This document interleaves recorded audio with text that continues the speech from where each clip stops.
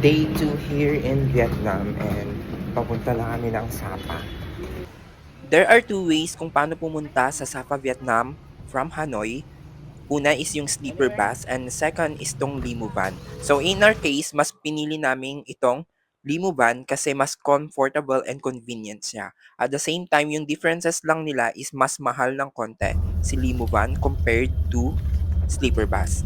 And yung price niya is 399 Vietnamese dong per head and equivalent niya is 918 pesos in Philippine peso.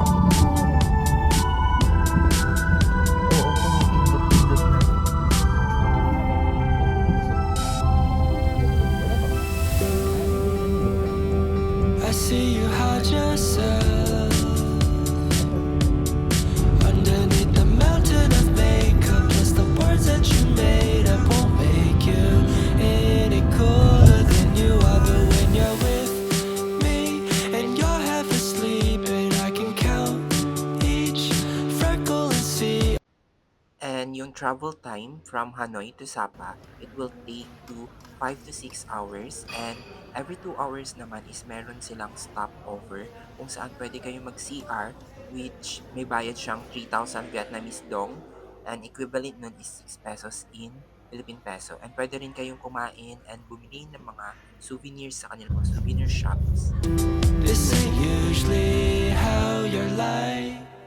Then you say, don't you be afraid of when your life's gonna end. You should be more worried it'll never begin. So how is life in Hollywood if all your dreams came true? And how come? And finally, after 6 hours ng travel, we're here na sa may YOLO Hotel, Restaurant and Coffee kung saan kami mag-stay for 5 days here in Sapa, Vietnam. And eto naman yung sa loob ng kanilang restaurant dito sa may YOLO Hotel. And I'll just show the sneak peek of this area kasi gagawin ko na lang ng separate video including the rooms and other facilities here in YOLO Hotel. So Ito yung mga kung jacket gusto mo dito tumerno worth ka sa amin, 100k nakaganito kami, pesos. ganito yung amin. North Gusto mo Face. tumerno? Sige, wag mo ko papakita, Madge, ha? Hindi naman. Oo, kayo lang ng mga ano mo, feeling- subscribers mo. Feeling ko ang yaman ko dito kasi magwawaldas ako worth 100k. Magwawagas na siya. Get ready. Baka mamaya, Then we're inside a grocery store here in Sapa, Vietnam. So, yan yung mga binibenta nila dito. And eto naman yung room na nabook ko here sa may YOLO Hotel. And maganda siya kasi 1 room, 2 beds with own CR. Then sa YOLO Hotel, ito yung sa pinaka rooftop. Ito yung view ng rooftop. So makikita mo yung buong Sapa, Vietnam. As in malapit lang kami sa Sun World. Lalakarin mo lang.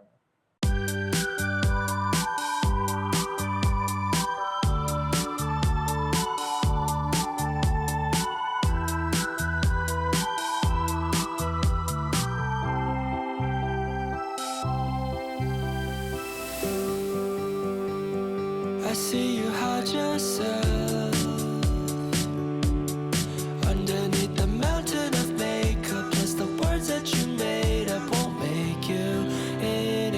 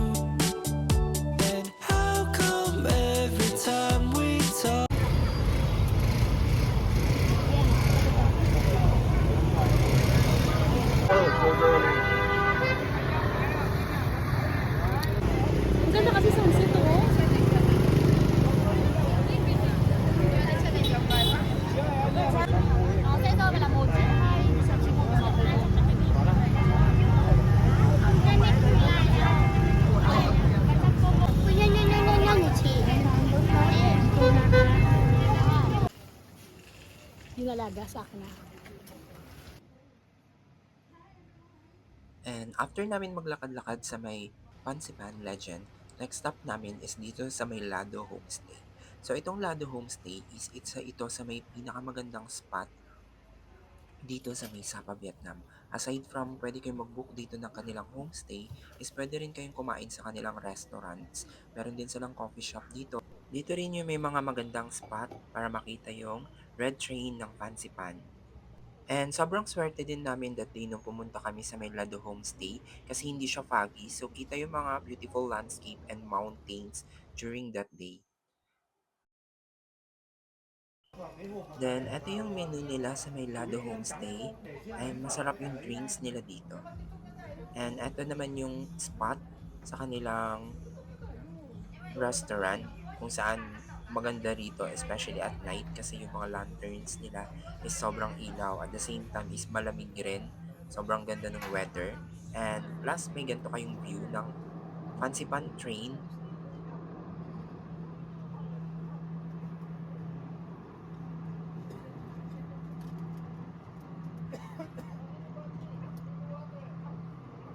Ano lahat yan. Ang dami mga maganda doon na ano. Na mga coffee shop. Effect pa dun sa... Hindi ko pa napindot. Ay, putang alam mo. Leche ka, bisit ka. Parang kala mo talaga Sun Plaza at night. Parang kakala mo nasa tawag ito, Europe talaga yung datingan. Pag-abot mo yung Europa.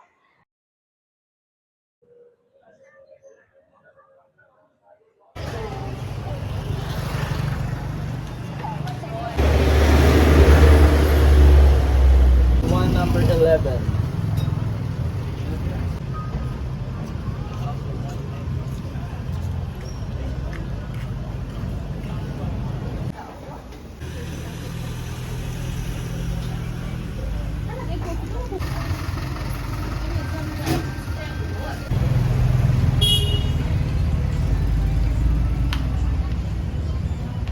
So we're walking and naghahanap na kami ng kakainan namin for dinner.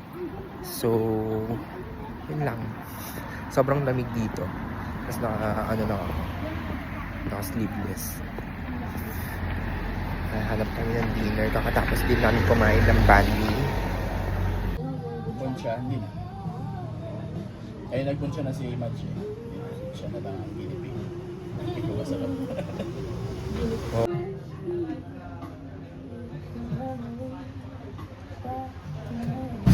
May buto.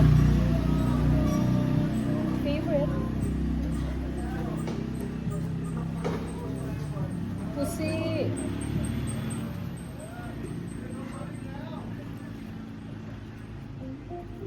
Good morning, view.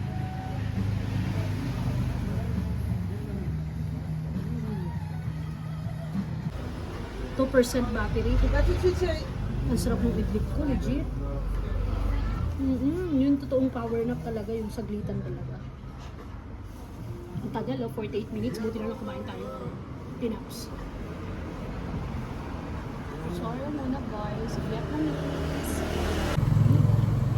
Supang datingan, no? Tapos may lumpia din yung ano. Okay din yun. Sabi ko sa'yo, ibig kanina, tinatanong mo sa akin, ba't ganun? Sabi ko, kaya siguro ganun, may kasama talaga. Nagkataka siya eh. Sabi niya, ba't ganun yung bunso, may kasama lumpia? Sabi ko, baka naman ganun talaga. Hindi, pero yung meat niya, Para siyang pareho nung Burger. kinain natin. Burger na. parang sausage na siya. Hindi siya yung real na beef. Hindi kasi yung ate ang kinain natin, dalawang klase. May meat na normal, may meat na pa sausage. Okay din yung ganyan kasi mas makapal. Ito naman ang daya, ang kapal ng ng tanlad. Yung tanlad ang ikinarir eh. Gagamitin mo ba yung Ito?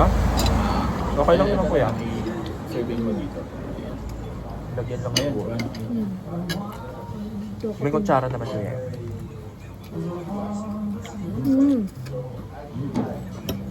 Burger halammer. Ha? Tapos mawa na. Talaga. Kaya nagkaroon yammer dahil dito eh. Kung hindi na magbubukas yun baka dahil dito. Sukay na, hindi patis. Ay, puta hilaw yung gulay. Okay. Ito, medyo patis. Hindi siya patis, pero may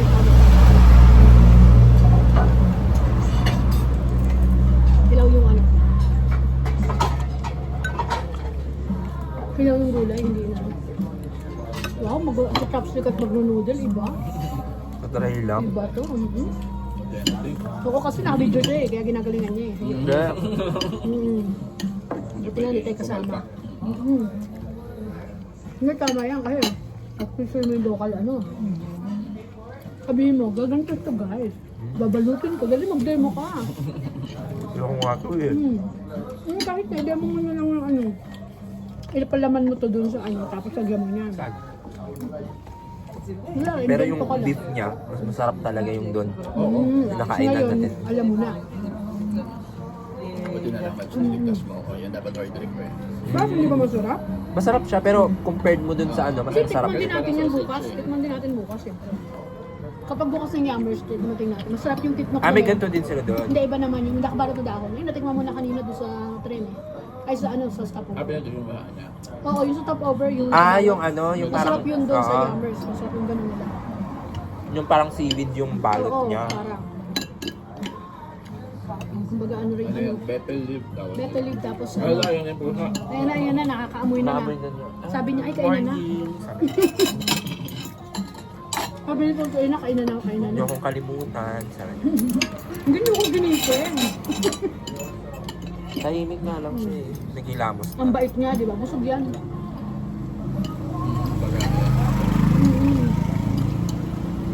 May machine mo yung ano, yung chicken curry. Oo. Sa puto ni Luto. Dito lang yata yun, no? Panaling lumpia, ang taba. Ay, yung kay Match pareho lang yan. Pareho lang. Malaki lang. Parang Malaki taba. ng konti. Hindi baka pork yan, no? Kanya, no? Kumpare. Pork din yan. Hindi. Kasi yun, na-recommend ni Kuya eh. Kuya naman, oh. Baka hindi lang ready yung chicken. Magmamamaro na naman siya. Nag-ano na naman. Kasi di ba specialty mo sa Pangak? Baboy. Oo. Hindi, pati ano, Jeju Island. Black pig ang ano. Dito rin.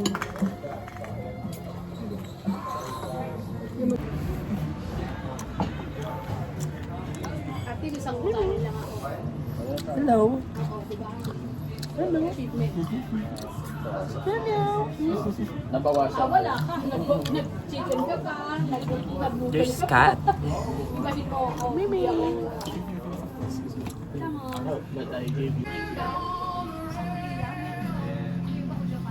Ano pagkalagyan, mabigat sa kanin, pero masarap yan man. Saka maano, healthy yan.